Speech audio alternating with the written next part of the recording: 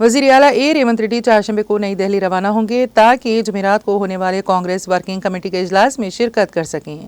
कांग्रेस की आला क़यादत ने उनकी मुख्तलिफ उमूर पर तबादला ख्याल करने की तवक्को है, खास तौर पर हरियाणा के नताइज और आने वाले महाराष्ट्र और झारखंड इंतखाबात की तैयारियों पर तबादला ख्याल का इम्कान है।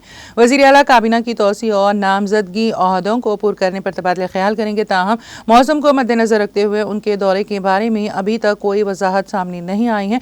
पार्टी ज़राए की बात बताई।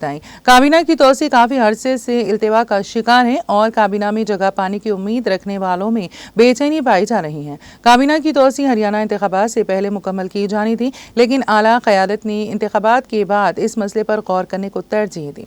ये बात वज़ीर आला को उस वक्त बताई गई थी जब वो 1 अक्टूबर को नई दिल्ली गए थे और उन्होंने AICC सरबराह खरगे और जनरल सेक्रेटरी KC वेणुगोपाल से मुलाकात की थी। अपने गुज़िश्ता 2 दौरों के दौरान वज़ीर आला गांधी ख़ानदान से मुलाकात नहीं कर सके।